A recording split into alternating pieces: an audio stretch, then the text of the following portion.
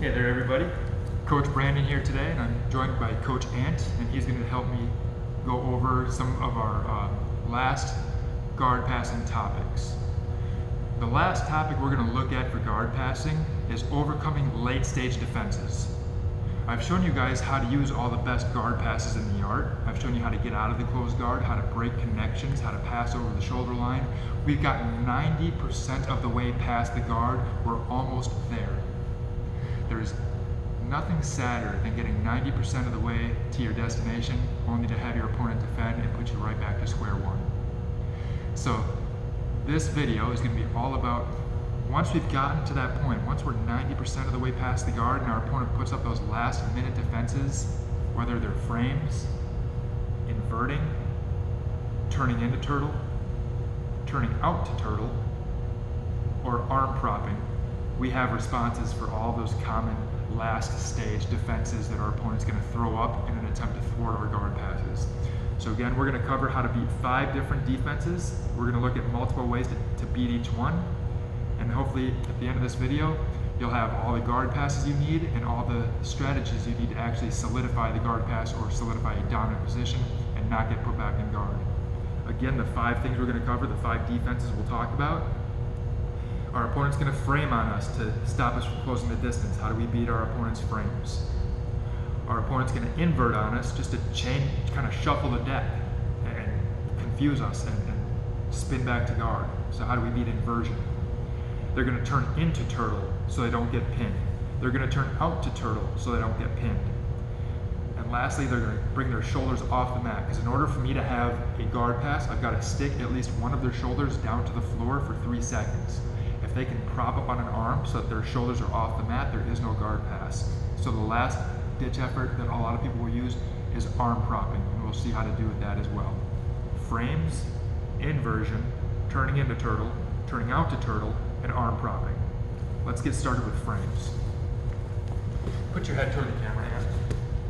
So when I go to pass Ant's guard, whichever one we did, whether it was Toreando, knee cut, whatever, I'm going to use Toreando here, okay? I pass, I expose the pocket of the hip, and I start to come in, and Ant's going to start throwing up frames now. Okay? There's a few different ways to deal with frames.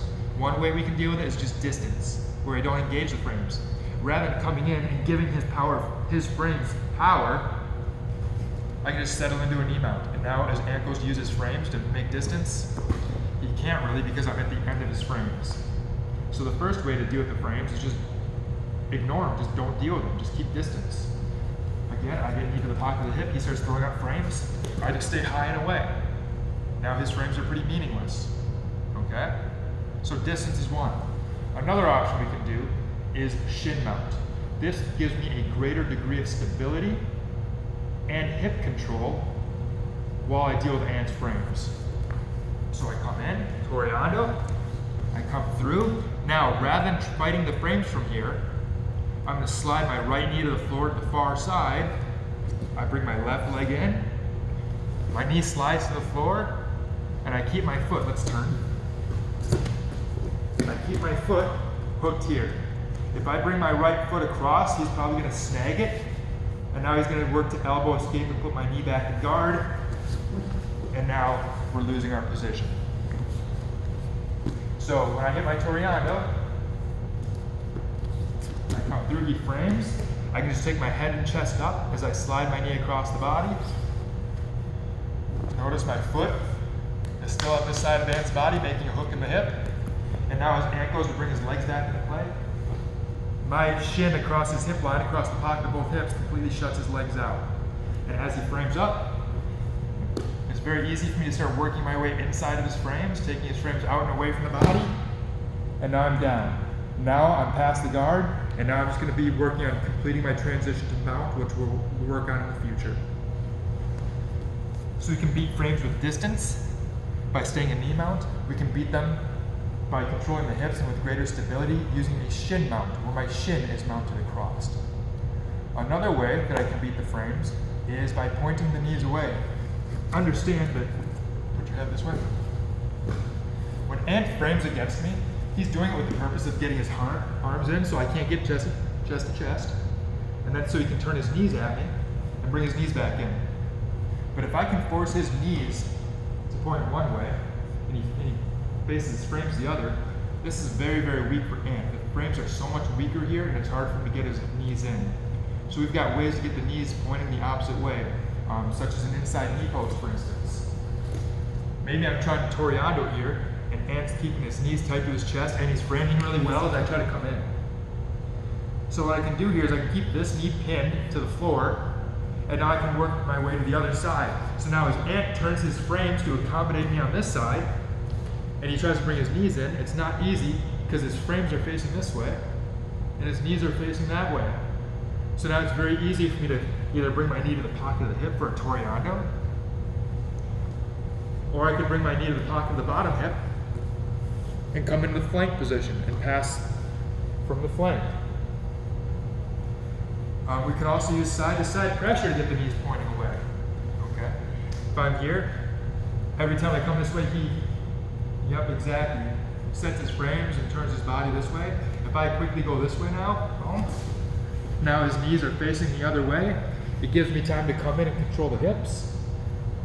And again, it's very hard for Ant to frame in one direction while his knees are pointing off in the other. These are very, very weak frames.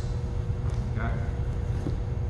I can also do top spinning as a way to get the knees pointing away from me. So I just showed you guys a couple ways we can go around the feet. I come to this side. I saw I can use an inside knee post and circle around the feet. I showed how I can just use misdirection to get to the other side so the knees are facing away. Or I can go around the head. Both of those were going around the feet. I go around the head. So as I come to this side, he sets his frames. I can step over the head, wedge the pocket of the hip, and now when he turns and points his frames at me, if I can keep his knees facing the other direction, his frames are going to be very weak. And now it's easy for me to start taking his frames out of my way, so I can come down and get chest to chest and take the pass. So that's essentially how do we beat frames. We can use distance and stay in knee mount. We can get some greater stability and hip control by going to a shin mount. Or we can make his frames and his knees point in opposite directions. Those are three great ways to deal with frames. The last one that we can do is just attacking the frames directly, and we've already been doing that. I'm here, I come into my V mount, for instance, and I can't just come down and crush the frames, so I can just attack the frames directly. In this case, because my right arm and my right leg are keeping his legs out, they have tasks that they're doing already, they're busy. I can use my left arm and or my left leg and just start attacking the frames directly. I can take wrist grips to take the frames away. I can come into inside position using my elbow to the inside position. I can use my knee in the inside position. I can use my knee from the outside position.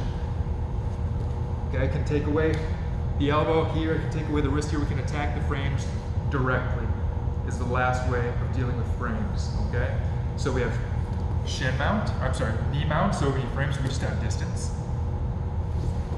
We have shin mount, which gives me stability, and now I can work my way and fight and attack the frames directly. We have situations where we get the knees and the frames pointing in different directions. And situations where I just come in and I start dealing with the frames directly by grabbing them and taking them out of the way or getting inside position. So that's how you guys deal with frames. Another common last minute response is going to be inversion. I'm not going to spend a lot of time on this. I'm going to quickly run through this because last week's classes on passing over the shoulder line were all about dealing with inversion. So we're going to gloss over this because you already should know this. We're in a situation, yeah, let's go that way. I pass, I end up over the shoulder line. Okay, if Ant inverts and points his feet at me, I point the feet down and away. I get full body inside position and drive through. If there's not enough space for me to get inside, I come stepping across and I use this inside knee position. Now from here I can incrementally work my way to the inside position. My right arm inside. Then I bring my left arm inside. Then I bring my left leg inside. Then I bring my right leg inside. And now our whole body's in the inside position, we can drive down. We've also seen that I can use the leg drag from that position. Where I go to the side, he inverts. I pin, I cross step, and I can pull his hips. I can pull him into a flank position, covering the knee, and now we have all of our passes from here. As you guys saw last week, if you were to go to turn out of this to turtle, now we can come up and either attack the bag, taking turtle, or we can go into our cross body ride and all of our attacks here. Again, that's a review of last week's video. I'm not going to go into those details too in depth, okay? Know that you can get there that way by him inverting too. Let's say I'm here, playing guard on your back, trying to pass, and he takes it upon himself to invert. Go ahead, and he spins through underneath. I don't have to initiate, he can initiate, and I can still go into all my same techniques. Okay, so that's dealing with inversion. Again, we're not going to spend a lot of time on that in this video because last week's video was all about dealing with inversion. Okay. So number 3 and number 4, we talked about frames, we talked about inversion. Let's talk about the third and the fourth common defenses: turning into turtle and turning out to turtle. Okay. When I pass Ant's guard, put your head that way. Let's cover turning into turtle first. As I pass through, maybe I come through with a knee cut. In order to turn into turtle, Ant needs to get an underhook. If I have an underhook on Ant, and I'm blocking out his top shoulder with my body like so, when Ant goes to turn to his belly and turn into turtle, I can always overpower him and flatten him out because I have the underhook. If Ant gets the underhook, and now I go to drive into him and flatten him out, and he goes to turn to turtle, I can't flatten him out, and he can start turning into me, and that's a real problem, okay? So we've got to figure out how do we stop our opponent from turning into turtle. The first defense is just to not let him have an underhook, to get an underhook yourself. We point the feet down and away. I can expose and control the pocket of the hip, and the pocket of this hip as well. Now as I come through, I see Ant digging in an underhook. I can either re-pummel like this. The problem with just simply re-pummeling is that Ant can always re-pummel. And we can get into this endless cycle, okay? So what I like to do, if I'm gonna re-pummel, I like to couple my re-pummeling with a cross bicep post. I post my left hand in the bicep. Now when I re-pummel and Ant goes to re-pummel, he can get inside, but even if he gets inside, he can never use his underhook. Understand that for Ant to use his underhook, he wants to be able to get his shoulder up into my armpit, just like so, and start to come up into me. If I use this cross bicep post, now as Ant tries to come up under my armpit, my cross bicep post holds him away. So even if Ant gets the underhook, he can never use it. It does not matter. Here I'm winning, and that's good for me. And when I'm winning, I can close the distance, and I can take advantage of the fact that I'm winning the fight for the underhook. If Ant is winning the fight for the underhook, but I have a cross bicep post, it doesn't matter how long Ant is winning this for. When he comes up to use that underhook, he can never come up. So this cross bicep post is almost a great way of ensuring that you win this fight for the underhook. So if we can stop our opponent from getting an underhook on us to turn into us, that's awesome. That's going to be money in the bank for you. That cross bicep post is going to be a very useful tool for ensuring that you win this re-pummeling battle to eventually get your underhook and get down chest to chest. But that's not the only way to stop the turn and escape. Sometimes your opponent's going to win the underhook fight, and you're going to have to know what to do from that. So when your opponent wins the underhook, we can top spin to the far side with a low spin or a high spin, okay? So as I come in, he snags the underhook, and he starts to get up to his side. Now from here, I go to a top spin. So for me, I'm going to push his head down out of the way. My left leg steps over the head, and that's going to be the first part of my body that ends up on the far side. And then I'm going to move the rest of my body to the far side. So it starts with a foot. Now my left arm comes off the head, and I take my elbow into the pocket of his hip. Now I'm going to back step, planting my right hand on the floor, back stepping with my right leg, And when I back step, I want to make a point to connect knee and elbow on this side. So if Ant tries to turn into me again, he runs into my V-frame, so when he tries to bring his knees back inside, my V-frame completely shuts his legs out. And now I can take my time when he frames, I deal with the frames directly, I get chest to chest, and I complete my pass.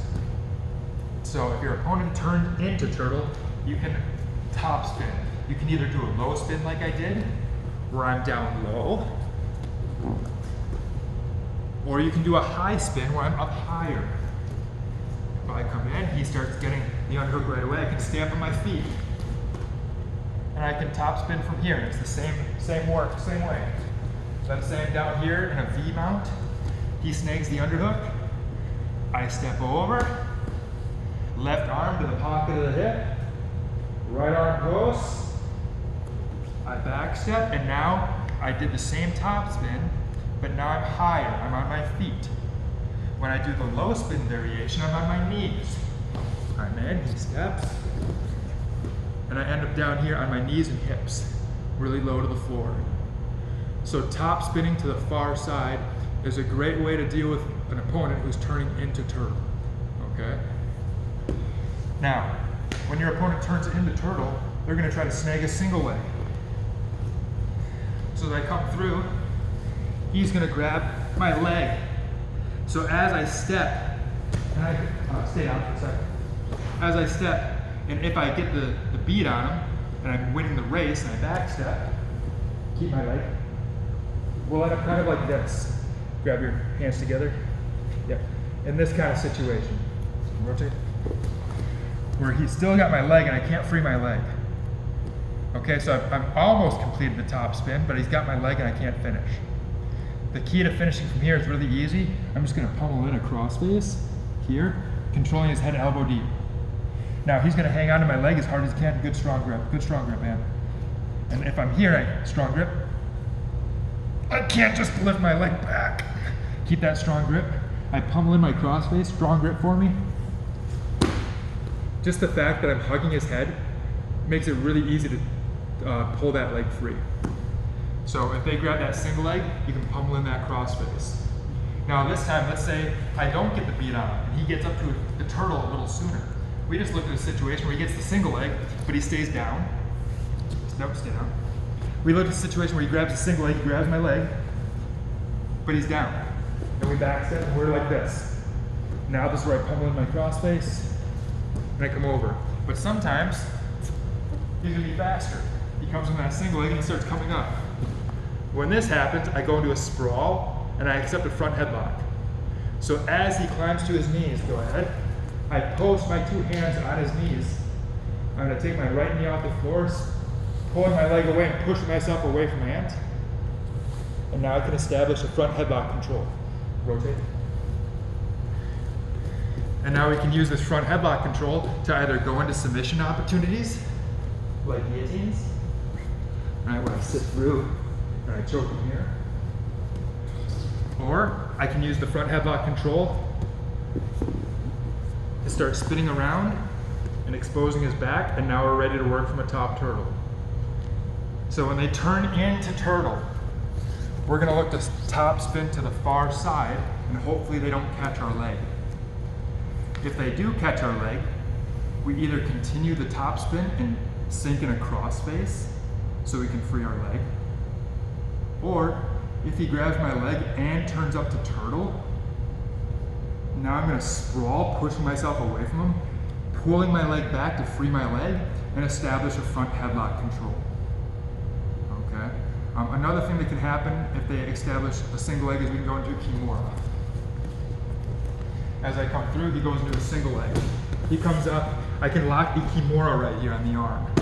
He's into my leg. This is getting into our submission systems, but just so you know if it's here, I could lock the Kimura grip where you punch through, grab his wrist, grab my wrist, sit through, I'm gonna pull him. I'm landed in a T Kimura position. This T Kimura, very, very strong position, lots of attacks available from here, lots of back takes. And we can use this to go into fight ending positions. So that's when an opponent turns into turtle and and goes after your single legs and wrestles. You're going to have opponents who also turn out to turtle on your back. I start passing guard, and he doesn't want to get points scored on him, so he turns out and away from me and goes to turtle. Go ahead. Stay close. Just like so. If he can do this, he's going to avoid guard pass points. He might even take this a step further. Come back. What some people will do is they'll start to turn away. They'll put all their weight on their shoulder. They bring their hips up in the air and they roll. Perfect, and very good. Back to guard. Okay, that's also super common when somebody turns away. They might not be turning away to sit in a turtle. They might be turning away to perform a shoulder roll. You did that so good. Can you do one more? He goes to turn away. He goes up in his shoulders. I lose control of him, and he's able to recover guard. Okay, I got 90% of the way past his guard, and then one quick shoulder roll on Ant's part puts me right back in guard. So how do we deal with an opponent who turns out to turtle? Well, we're going to keep control of the hips. We're going to try to follow him and take the back. If we can't take the back, we're going to accept a top turtle position and stick him in top turtle, and then we're going to take their back from turtle, and we'll cover how to do that in the future. And if he turns away and I cannot stick him in turtle and he starts to roll back to guard, at the end of the day, we just don't want the legs to come back into play. So how do we keep the legs shut out? You control the pocket of the hips. Okay? So let's see all these things in action. I hit my guard pass, maybe a knee cut, whatever. I come through, and he's going to start turning away. Let's come back in front of the camera. I get to here, and Ant starts to turn away. As Ant turns away, I want to use a tight waist grip, my hand around his hips, to slow his ability to get up to turtle. Okay, if he's on his back, and I ask Ant, as quickly as you can, get to the turtle. Go ahead. Very quick. Okay, come back. If I put in this tight waist, and I tell Ant, as quickly as you can, go to turtle. No, fight for it, as quickly as you can. He can eventually do it, but it's a very slow process, okay? So, when I come in, I'm trying to solidify my guard pass. He goes to turn away, I slow down his ability to go to turtle with this hip control, this tight waist. As Ant turns to his knees, his hips come off the floor, and my hook goes right underneath his hips, just like so. Now, I'm gonna fall down to my left shoulder as I shoot for a seatbelt, and my tight waist is gonna pull his hips back down, and now we're right here, ready to take the back, trap arms, and go in for the finish. So that's turning out the turtle one more time. I pass, maybe a Toreando. He turns away. I control the hips to slow him down. As he fights his way to turtle, I slip my left hook in, I put in my seatbelt, and we take the back. Now this time, let's say maybe he's a little faster. I hit my Toreando, he turns out to turtle. I can't slow him down and get my hook, no, just go to turtle. I can't get my hook in time, and we just end up here. That is absolutely okay. Okay, let's do it again. Come back, a little more to the center. So this time, I pass, he goes to turtle. I try to get my hook in, but I'm slow, and he gets to turtle. Not a problem. You didn't score guard pass points. You scored 0 points for this in a tournament, but you're in a great position now where you can start breaking his balance and making him base out. And now as he climbs back to turtle, we have an opportunity to start throwing hooks in and taking the back. And like I said, what a lot of people will do when they try to turn away from turtle, that last thing, is shoulder roll back to guard. Let's look at that one more time. If I go here, one reason Ant might want to turn away from me, go ahead, turn out, go up to his shoulders, and recover his guard. So, this time, when he's doing that, I want to make sure I control the pocket of his hips with my tight waist, and I don't want his knees to come back between me and him. So I hit my guard pass, he goes to turn away, and he's going to go to a shoulder roll. As he goes to shoulder roll, I follow his hips, I move around his hips with him. And I keep my arm, my tight waist tight to the hips, I keep my body inside his knees, and I never let the legs come back in. Now we're in a situation where he's going to start framing against me. Now we can choose to beat the frames with distance, with a shin mount, or by attacking the frames directly. just like we studied. So one more time with this motion. You have to move your legs and your knees. You gotta move your hips with him. If he goes to turn out and I stay right where I am, go ahead. No, do a real shoulder roll, go ahead. It's hard for me to keep up. I get overstretched. So as his hips start to move away from me, I wanna be following and shuffling around with him and staying on the same side of his body. So he's gonna go to a shoulder roll, I walk with him, and I keep my hips on one side of his body. For that. He wants, when he shoulder rolls, nice and slow, he wants this leg to come across my center line, like so. So it's on this side of my body. I never want this leg to be able to cross my center line. I want to keep this thing on one side of my center line with a tight waist. You can see if I keep his leg on one side of my center line with a tight waist, he's not going to get that leg back in. And that's all we're doing. So one last time.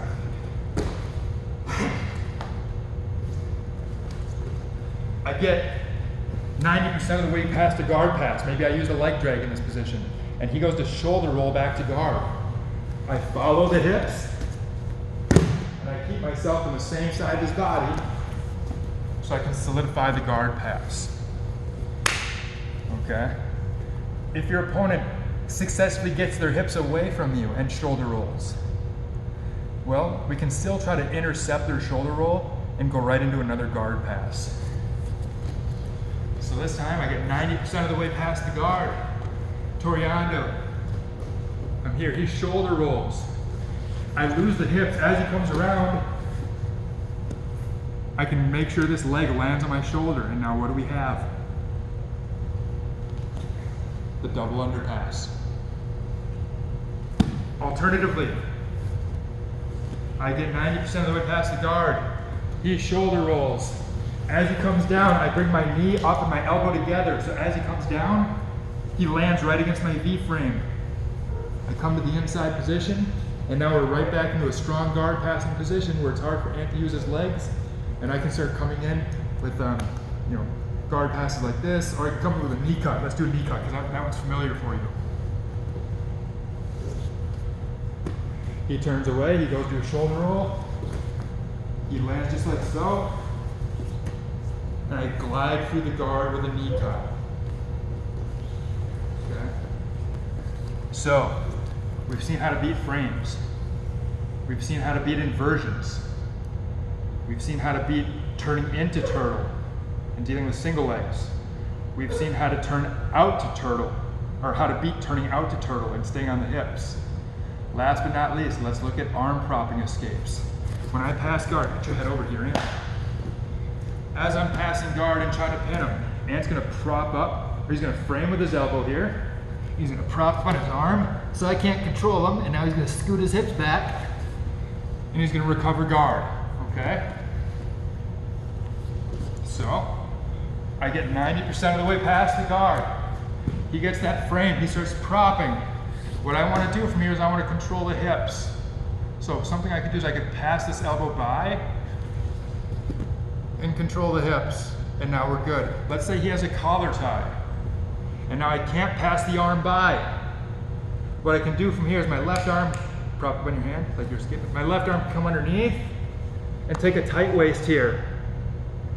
So now as he tries to scoot away, I'm gonna come in tight.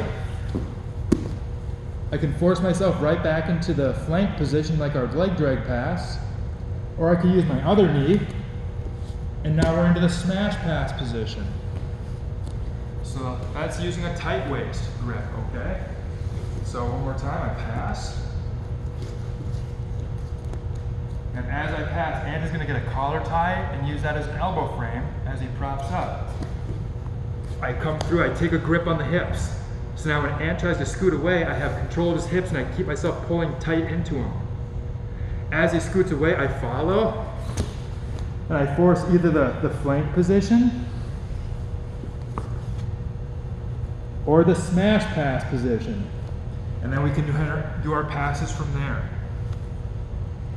There's one more strategy I'm going to show you guys for dealing with arm propping, and it also has to do with controlling the hips. But now we're not going to do it with a tight waist, I'm going to do it with my knee position. So I pass, out, he starts to come up and prop against me. He's gonna, yes, exactly. And I feel like I can't get to the hips. His hips are too far away. I can't get a tight waist. I come in with my right knee, and as he continues to prop up, I posture, I pass the arm by, and now I have back exposure. So that's one option. I try to come down, he starts propping and framing, I put my knee down, I look up and I let the arm kind of pass in front of my body so I can get a tight waist grip or a seatbelt grip. Another option, as he's framing and coming up, is I can go, this is riskier, you might lose position, but you can go into a number of submission opportunities from here. I could take my right knee out of the hip as he sits up to his hand, take my knee out, and I could shoot a triangle choke. As he comes up, I can take my right knee over his shoulder and turn it into a belly down arm bar. I could go into a rear triangle. I pass, he frames. From here I could take my left leg over the shoulder like this. And now I fall in this direction. And now we're into a rear triangle. So there's a number of ways that you can deal with arm propping because your opponent is leaving out an extended limb. When your opponent is pushing and framing and leaving their limbs out and extended away from their body, it's easy to go into things like arm bars, triangles, kimuras, etc. Okay, so while these are not the number one option you should be looking for, you should never blind yourself to the possibility of going right into submission holds. So there you guys have it. You guys have a lot of great tools now to overcome 5 of the most common late stage defenses to guard passing. We've seen how to beat frames. We've seen how to beat inversions. We've seen how to beat people who turn into turtle and turn into single legs. We've seen how to beat and control people who turn out to turtle or turn out into shoulder rolls. And now we've seen how to beat opponents who prop up and keep their shoulders off the mat to avoid the guard pass while combining that with a frame. You guys now have options for dealing with that arm prop as well that are based on hip control, either controlling the hips with a tight waist with our arm, or controlling the hips by taking my knee and positioning right on the hips in the pocket of the hip. You're going to be a little less stable, but there might be some submission opportunities from there. So again, you guys got the tools now. Beat frames, beat inversions, beat turning into turtle, beat turning out to turtle, and beating arm propping. You guys have all the tools now to pass, to know how to pass guard, and you have the tools to beat those last minute defenses. Thanks for watching, guys.